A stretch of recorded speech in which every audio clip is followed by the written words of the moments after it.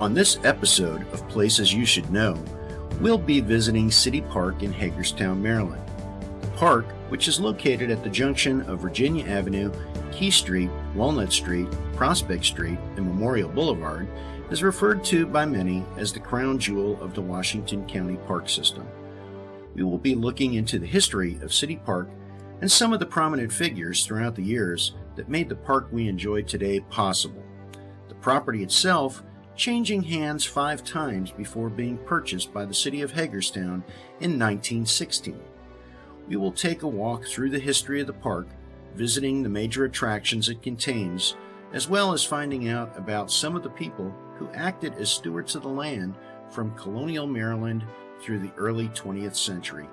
Each piece of the park's history is like a square on the quilt of the fabric of the community of Hagerstown, and we will explore each of those squares. In order to really understand the history of the park, we need to go back in time to the early 1700s. At that time, America was still a British colony. In those days, the Shawnee and the Ohio Valley tribes originally called this area home prior to their clash with the colonists beginning their expansion west. The area we call Hagerstown today was considered to be the wild western frontier of the expanding Maryland colony. In 1736, a 22-year-old German immigrant named Jonathan Hager arrived in the port of Philadelphia. He was one of 388 passengers on the ship looking to start a new life in the colonies. After traveling through Pennsylvania, he eventually decided to make his home in Maryland, where Charles Calvert, proprietor of the colony, was offering cheap land to those willing to settle in the western frontier. On June 5, 1739, Jonathan Hager purchased 200 acres of land from Daniel Delaney for the sum of 44 pounds, which today would be roughly $9,000. He dubbed his tract of land Hager's Fancy and began building his home. In 1740, he married his German neighbor Elizabeth Kirschner and presented her with the new house, which he used as both his home as well as a trading post. The stone home, dubbed Hager House, is what local history tells us is the home that Jonathan built when he originally purchased Hager's Fancy. Talking with John Frey, the historian and curator of the Western Maryland Room at the Washington County Free Library, he told me that when the property was being purchased by the Historical Society, that there was a controversy surrounding the purchase because Jonathan never actually lived in that house. It is believed that the actual home that Jonathan built was a single-story log home with a loft.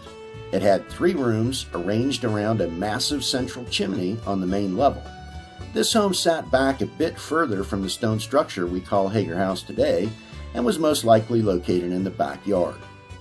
The Hagers lived at Hager's Fancy for 5 years. During that time, Jonathan grew prosperous. With his trading post profits, he continued to acquire land and began shaping the area from a frontier town into an expansion of Frederick County. On May 8, 1745, Hager's Fancy was sold to Jacob Rohr for the sum of 200 pounds. Which today would be roughly $41,000. The stone home we call Hager House today is believed to have been built by Jacob Rohr after he purchased the land from Jonathan Hager and dismantled the original log home built by Jonathan once his stone home was complete. If that is true, it was Jacob who carefully chose the location over a cool spring and built the home styled in the German tradition. The large central chimney added warmth to the stone structure, while a fill of rye and straw and mud between floors and partitions served as insulation against the cruel winters. During the summers, the family could retreat to the cellar where the spring water provided coolness as well as safety and convenience, effectively providing him and his family with the equivalents of air conditioning in 18th century colonial America. The home's 22-inch walls stood firmly against man and nature. Structurally impregnable, with a protected water supply, the home served as a frontier fort during the French and Indian Wars. After selling Hager's Fancy, the Hagers located to another property he had obtained. This new location he named Hager's Delight. and built his new home there, referred to as the Log Mansion. Now call me crazy, but if I effectively had air conditioning in 18th century colonial America, you would have to drag me kicking and screaming out of that house. And I certainly would not have built a log mansion to replace my stone home, which to me lends credence to the side of history that believes Jacob built the house.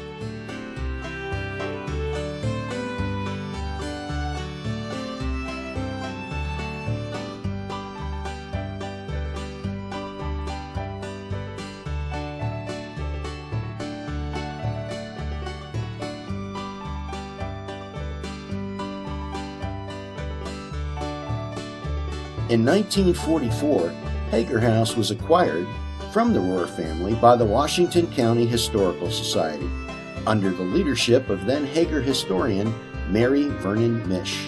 The house was restored to its former colonial beauty and was presented to the city of Hagerstown in 1954. In September 1962, the home was opened to the public on the bicentennial anniversary of Hagerstown. Regardless of which version of history you believe to be true, it takes nothing away from the structure that we call Hager House.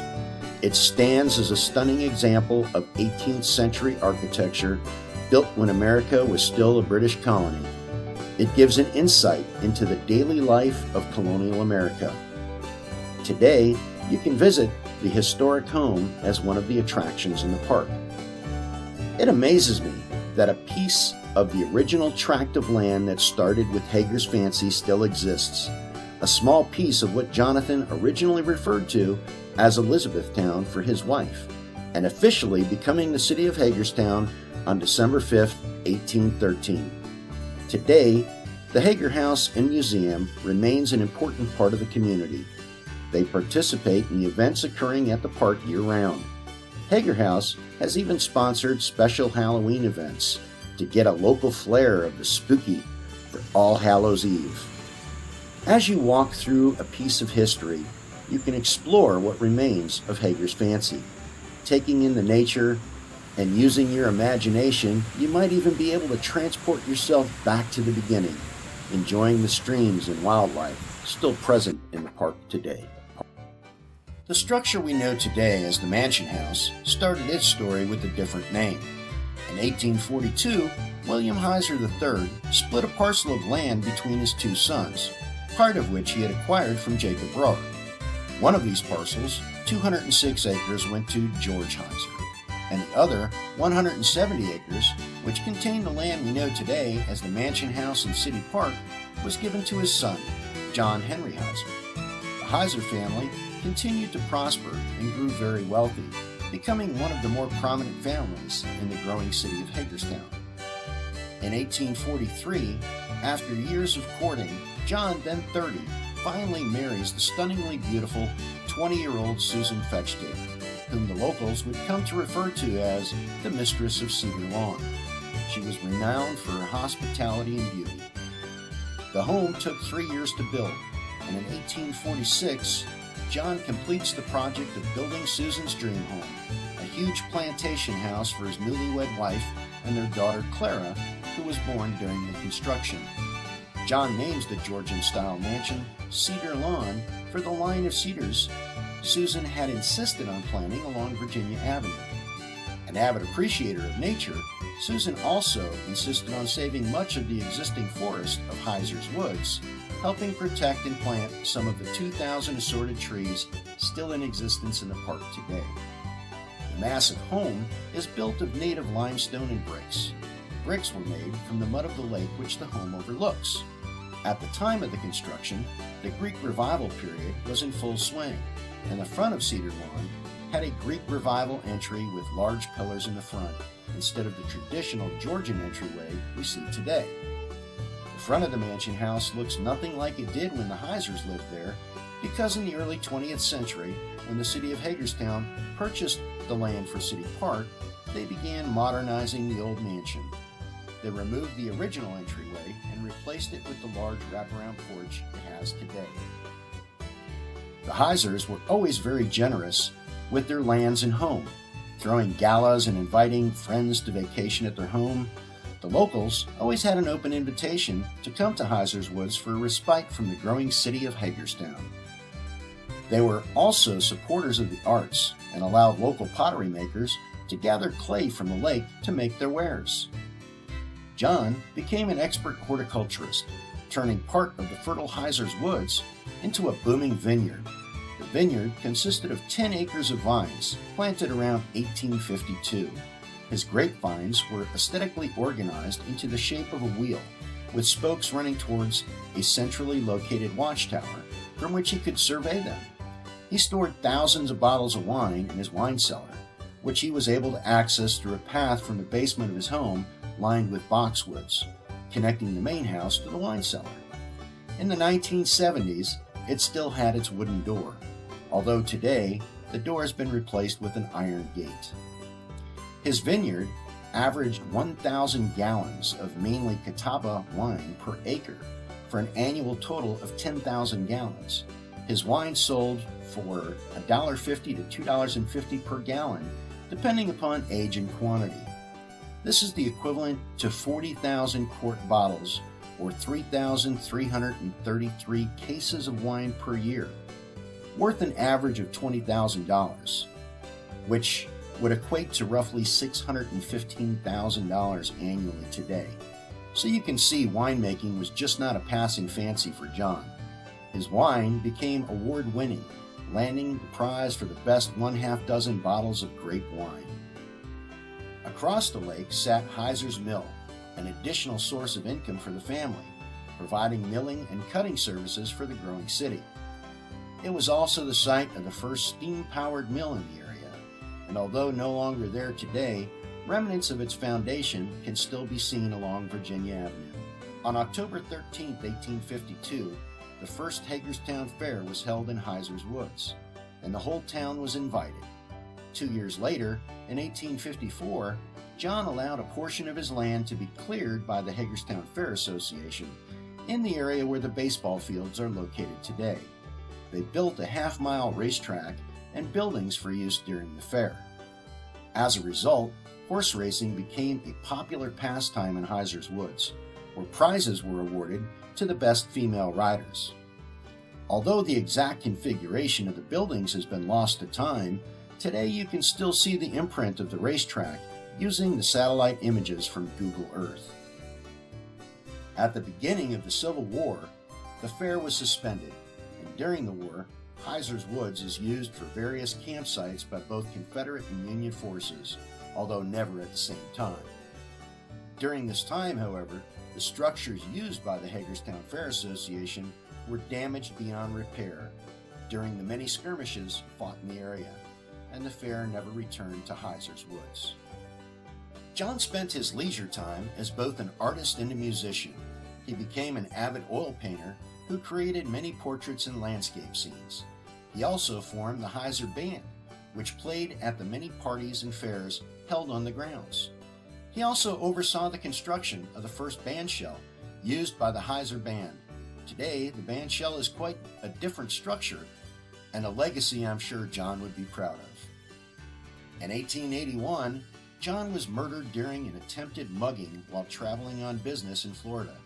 His body was brought home to Cedar Lawn, and he was buried next to his wife in Rose Hill Cemetery, who had died tragically giving birth years earlier. The estate then passed down to Heiser's children, who sold the property to the local Armstrong brothers, ending the 4-generation ownership of land. William and Alexander Armstrong then called the land Armstrong Hammond Farm. 9 years later, in 1890, the West End Improvement Company purchased the land. Sections of the land were designated for business use. The Hagerstown Ice Company and the Cumberland Valley Spoke and Bearing Company were housed there, as were additional factories. In 1916, under pressure from the public, the city of Hagerstown purchased the land originally called Heiser's Woods, which included the mansion house built by John Heiser, to be used for the city park. The Maryland State General Assembly passed a bill creating a 5-member park commission in 1918. The upper floor of the home was then used as a residence for the park caretaker, through the 1950s, while the lower level was used as offices and a visitor center. Gone is the opulence of what was once Cedar Lawn. With the early 20th century changes, it's quite hard to vision the way Cedar Lawn must have looked back in its glory days. The outdoor kitchen, slaves' quarters, and outbuildings used for the production of Heiser's wines are no longer there as well. In 1991, the Mansion House became the new home of the Valley Art Association. Today, the Mansion House is the artistic heart of the community, providing a place for artists to both work and showcase their art. John Heiser's painting, John the Baptist, restored by the Valley Art Association, now hangs prominently in the gallery along with local artists. We were allowed access to the Mansion House to film the home and to document the ingenuity and design of the building. The grand staircase is no longer accessible, but the servants' staircase provides access to the second floor. A unique feature of the home is the circular opening in the second floor that opens to the main gallery.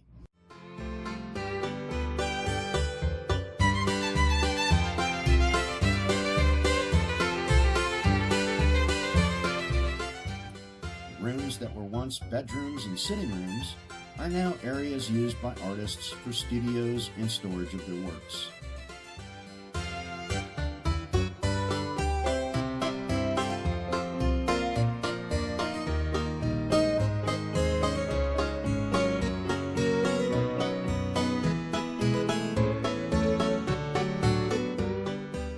The views out the windows are still stunning today, and with a little imagination, one can picture in their mind what it must have looked like back in the 1800s.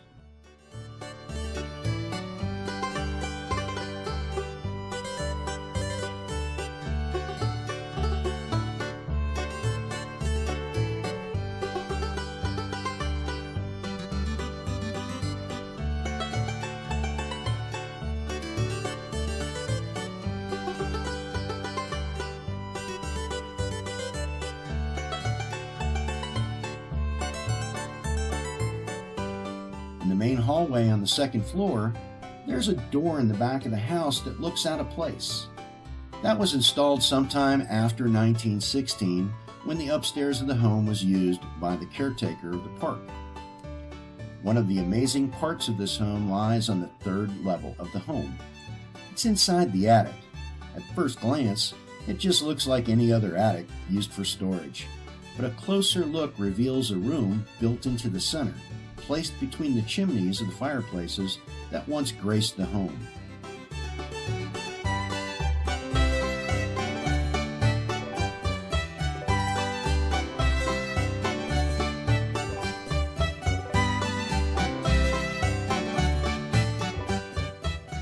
It reveals a unique solution to providing not only light in the home when there was no electricity, but also a place John used to cultivate herbs and plants that could be used for cooking during the winter months.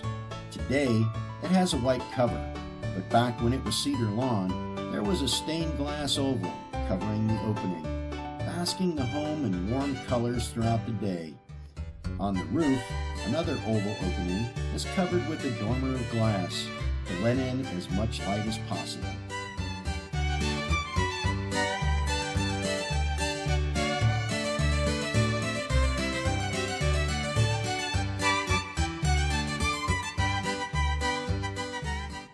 Down in the basement of the home, you can see the 20th century improvements made to the Mansion House: plumbing, heating, and electricity.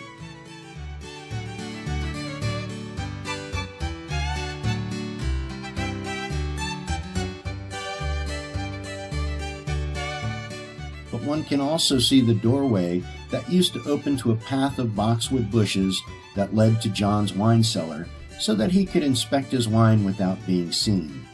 Today, it is sealed, but when it does open, it opens up under the wraparound porch.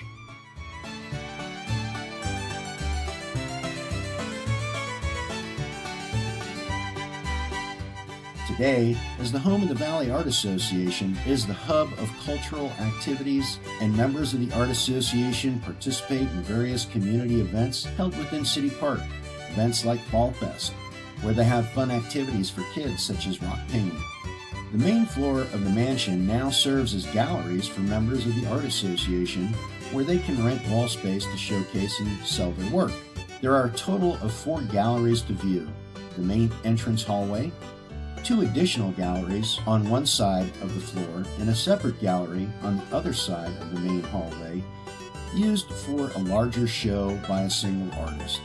During events or other days when they are open, you might see some of the artists in action in one of the galleries, or creating in one of the areas on the porch.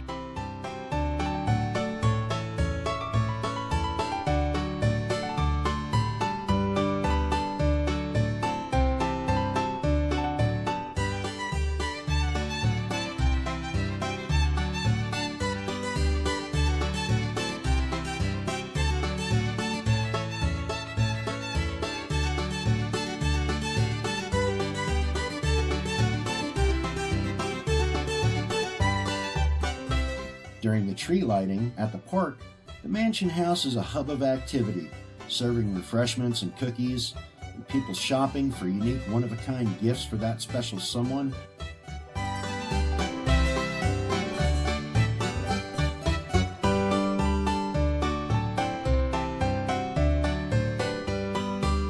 And it's also the place to stop in and visit with Mr. and Mrs. Claus, for all those who want to let Santa know what they want for Christmas.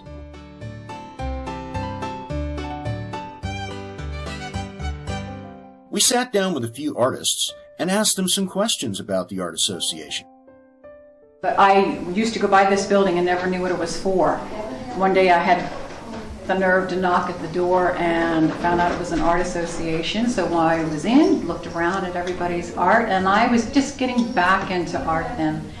And they said, well, why don't you join? The rest is history. I came through the park one day and I saw that it was open, so I came in and found out what it was. And I asked for an application that day, and that's how I became a member.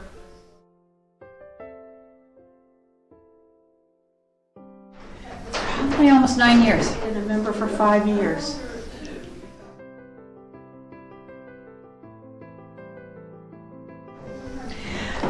It's very important because psychologically it's a good thing for me to have a place to do my paintings and have a place to show them. And it also gives people here at Hagerstown to know that we do have artists here. And it's a neat place to come and find affordable art and good art. Extremely important. It's a validation of what you do. You don't have to be a wonderful artist. We have all varieties. So it's very important to me. Oh yeah, you almost have to because there's such good programs. Everything from different people sharing their abilities and showing you how to do it. Even though you think you know how to paint, you always can learn something new. And I've met so many nice people that have common interests with me. So I'm glad I've participated. Yes, I have. We plan events, and I've taken lessons from other artists here. And, well, we have all kinds of programs. I'm a member of the Tuesday group painters. We get together and talk and paint, and then we critique each other's work, which is very helpful.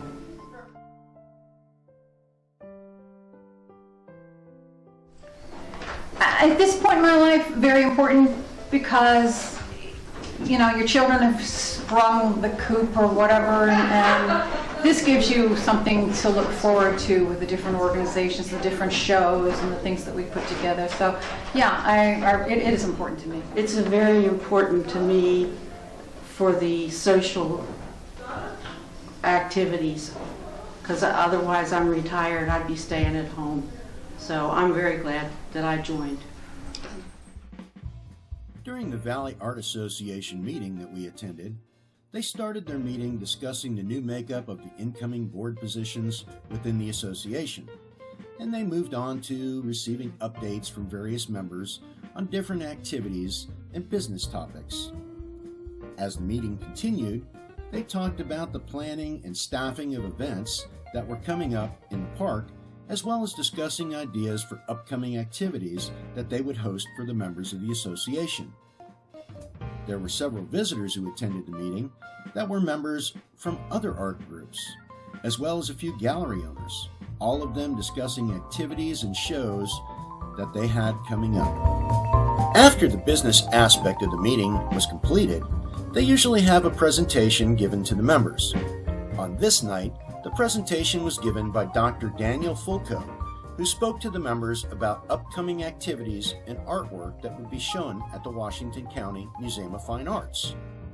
The real payoff of the presentation, at least for me, was attending what I would call a live version of History's Mysteries, where Dr. Fulco talked about how a piece of artwork makes it from the museum's storeroom and into the gallery.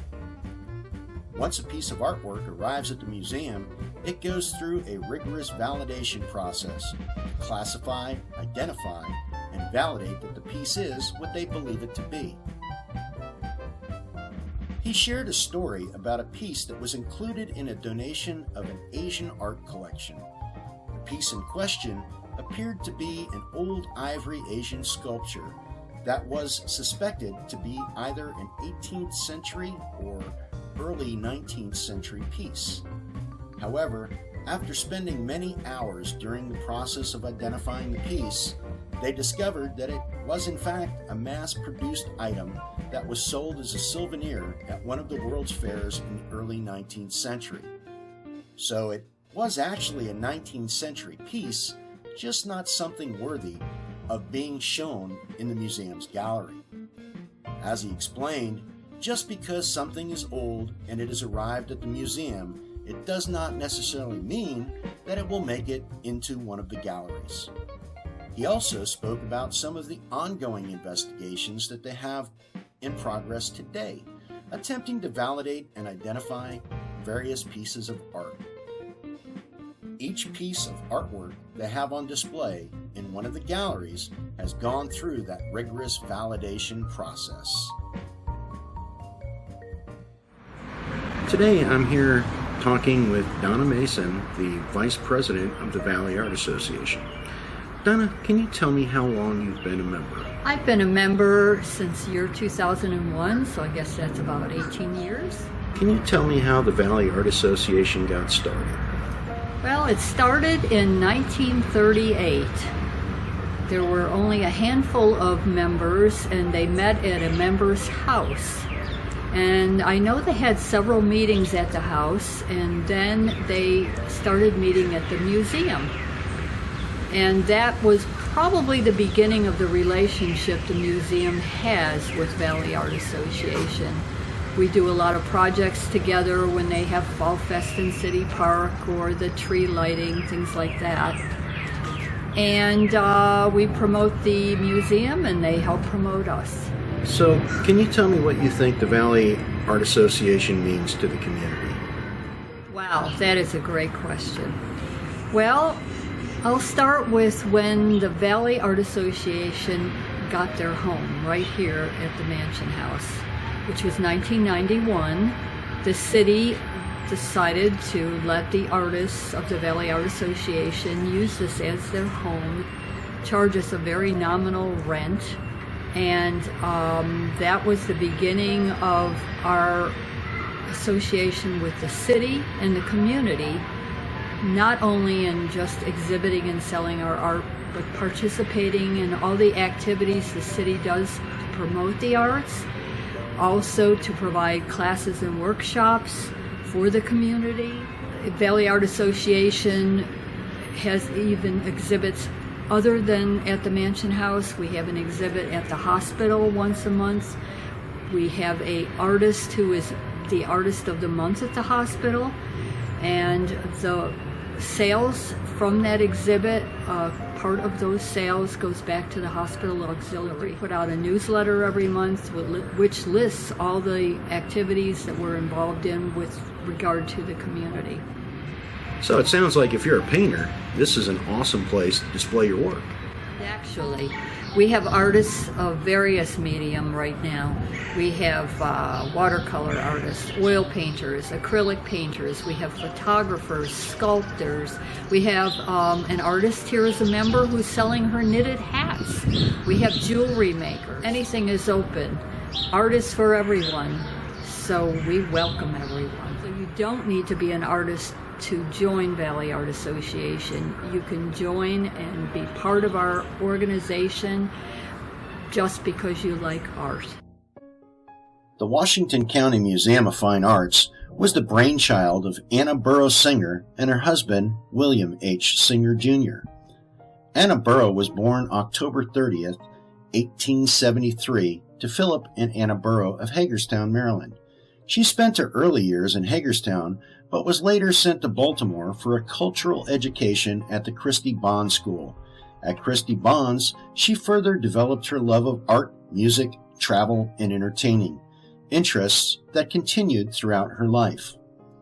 William, whose father was a Pittsburgh steel magnate, wanted nothing to do with the steel industry. Instead, he wanted to be an artist.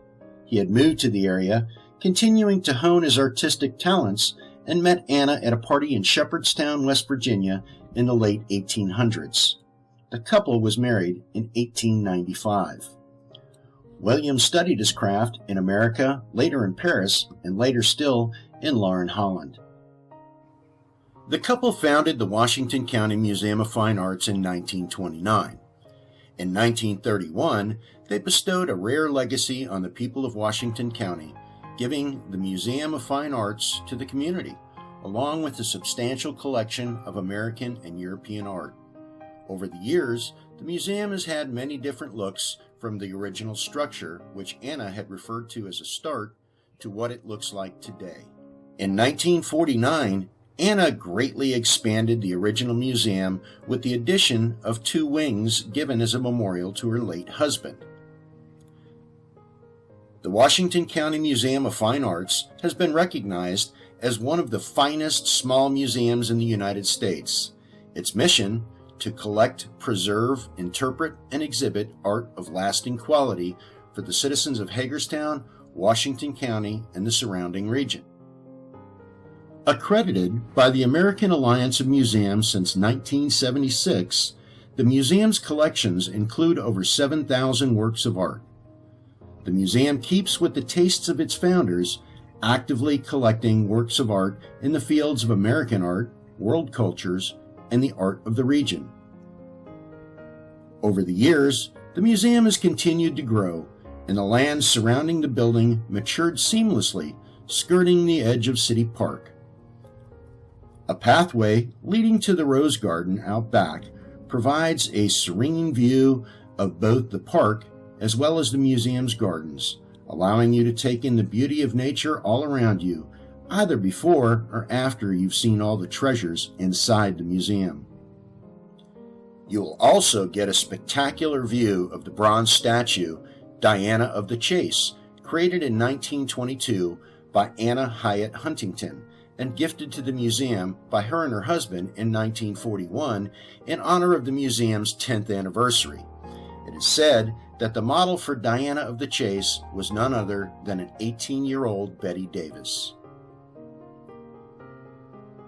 The view of the lake from the museum's Rose Garden is stunning any time of year, as the museum borders City Park along the back side of the lake. The generosity of the Singers and subsequent benefactors has resulted in a remarkable collection of art with strengths in American art, including works by the Peale family, Benjamin West, Frederick Church, Thomas Moran, John Frederick Kinst, William Merritt Chase, Wayland Bartlett, Childe Hassine, and Norman Rockwell, to name a few. Anna and Henry would be proud of what their brainchild has become today, both in size as well as its importance to the community. The meeting rooms in the museum were the first real home of the Art Association back in the beginning of its creation, after they moved out from a member's home.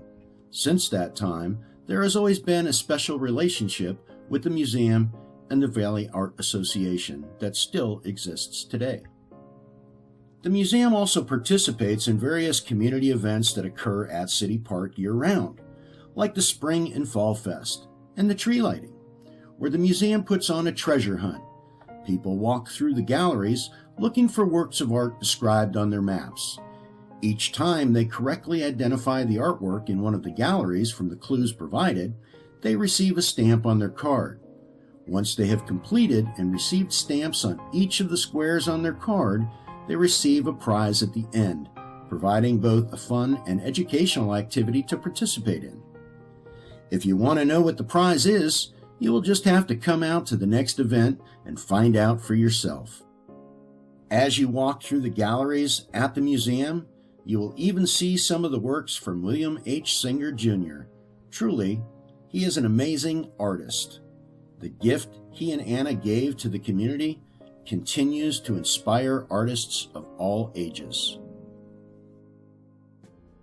Nestled in the back corner of the park, next to the ball fields, is the City Park Train Hub, the home of the City Park Railroad Museum, and its main component, the B&O Engine No. 202, designed to be both an educational and fun place for kids to explore the history of the railroad in the area.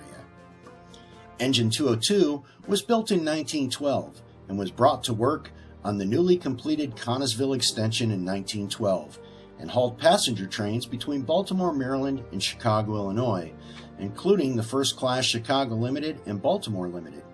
However, the first-class trains had been abandoned by 1917, but the 202 continued hauling the coach-class trains until most of those were canceled in the early 1950s. In 1947, to comply with smoke regulations in Baltimore, the 202 stayed east of Cumberland, Maryland for the rest of its operating life. The 202 is one of only 2 Western Maryland steam locomotives that have survived through the years. After 40 years of service, Engine 202 was officially retired in 1952 and donated to the children of Hagerstown. It was then moved to its current location in City Park on October 1, 1953. On November 16, 1953, it was officially dedicated in a grand ceremony. Today, it sits 2,000 feet from the original site of the Hagerstown Roundhouse. Hagerstown was nicknamed the Hub City during the heyday of coal and steam. The Roundhouse was built between 1910 and 1914 and once employed 3,000 people working 3 shifts.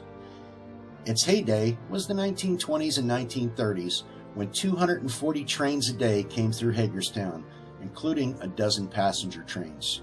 The Roundhouse fell to the wrecking ball in 1999, and it can be seen in miniature on the second floor of the Roundhouse Museum at 300 South Burhans Boulevard.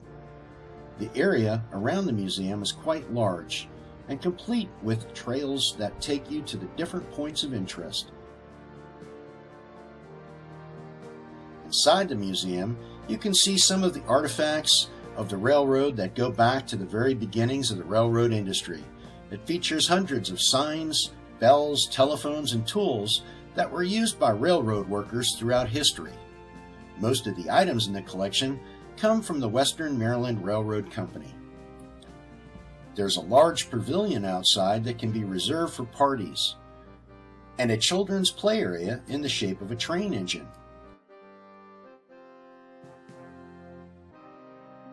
Tommy 202 is parked nearby, which provides train rides for the kids both during parties as well as during community events that occur when the train hub is in operation.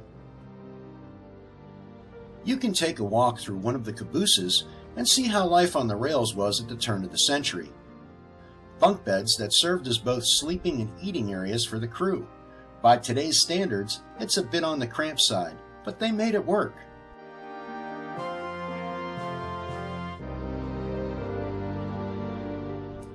They also have a newer service vehicle, so you can see how far the industry has come from its meager beginnings.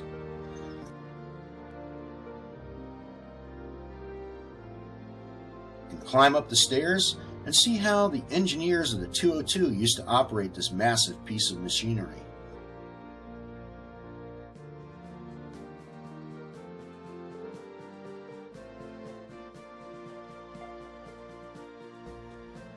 They also have several cabooses on rails near the 202 that are in various stages of restoration. Today, the Railroad Museum is open mid-April through mid-October. As with the other attractions in City Park, they participate in the park's events that are scheduled during their operating season, providing rides on Tommy 202, the trackless tractor wagon, and giving everyone an opportunity to learn about the rich railroad history of Hagerstown's past.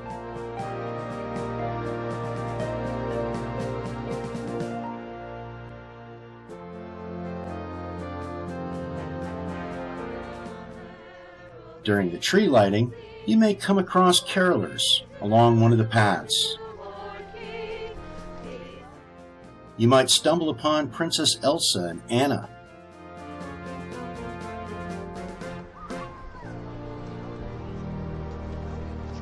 Excited children waiting for the tree lighting. One thing is for certain, you will see members of the community enjoying every event.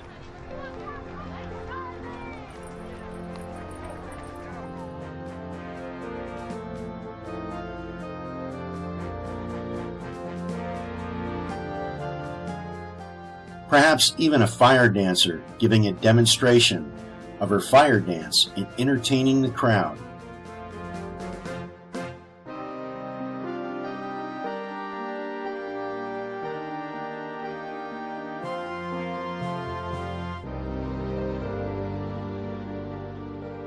The payoff is the look of wonder on the children's faces when the lights finally go on and the floating tree sits in the middle of the lake, complemented by the many decorations that line the far side of the lake, brightly shining along the path. During the events held in the park year-round, the Hagerstown Parks and Recreation Division not only coordinates the events, they are a major participant in all of the events held at the park.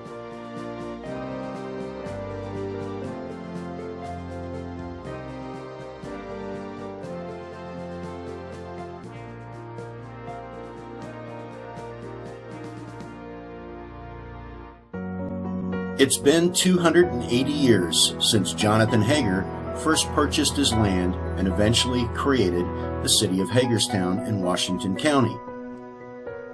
It's been 103 years since the city of Hagerstown purchased the land for the park back in 1916, becoming the sixth and final owner of record for the property that began with Hager's Fancy. The Hagerstown Parks and Recreation Division are now the custodians of the land. In the 1920s, the City of Hagerstown newly created Parks Commission began planning the park as part of a public works project during the Great Depression. They hired George Burnap to assist with the planning of the park, who was a prominent landscape artist and also designed Central Park in New York City. He began sketching out the improvements he felt that should be made to the park. He wanted something the community would be proud of. The swamp was drained, and in its place, the lake we enjoy today was constructed. Grass was planted along the trails.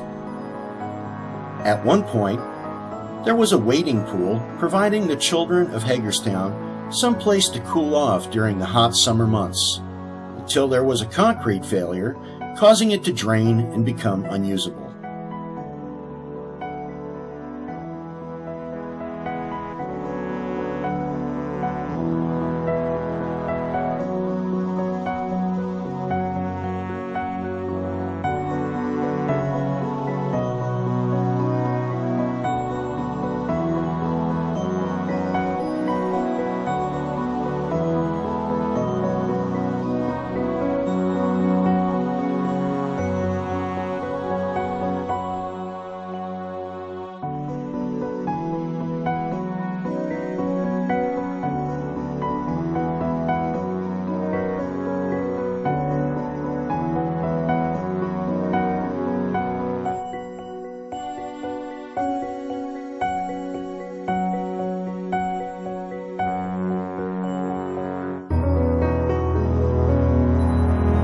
The community continues to make additions to the park.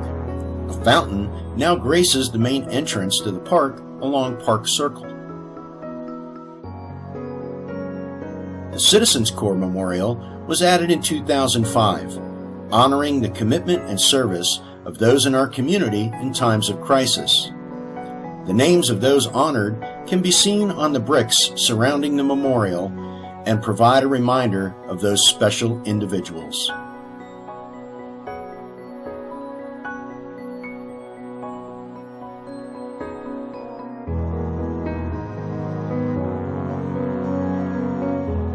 In 2014, the Hagerstown 9/11 Memorial was completed in the park, honoring those lost in the September 11th attacks in New York in 2001. A piece of the World Trade Center tower sits in silent remembrance of the lives lost. In 2019, the Vietnam War Memorial was dedicated on March 29th in the park along South Walnut Street. It was a 4-year project that started back in 2016 and is now completed. It honors all those who served and those who gave the ultimate sacrifice. The greeting at the entranceway says it all. Welcome home. Something many of those veterans had been waiting a long time to hear. The Hagerstown Cultural Trail, that either begins or ends at City Park depending on the direction you're traveling on the trail, connects the park with the entertainment district in downtown Hagerstown. As you can see, even today, we continue to add squares on the quilt of the fabric of the community that is City Park. It has continued to develop from its meager beginnings through its many changes over the years and into the park that we know and enjoy today. The topography and makeup of the park has changed considerably. Pavilions were added.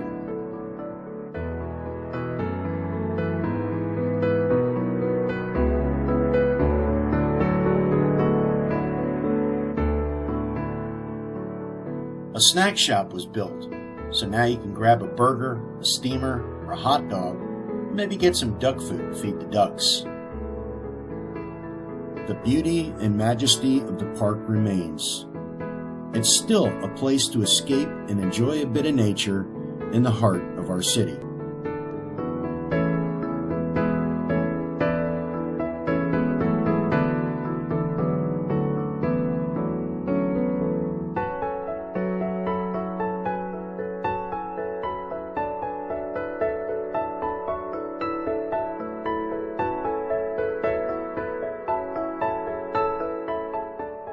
Playgrounds have been built and rebuilt to keep up with the times. The gravel paths have been updated to be wheelchair accessible, yet the heart of the park remains the same.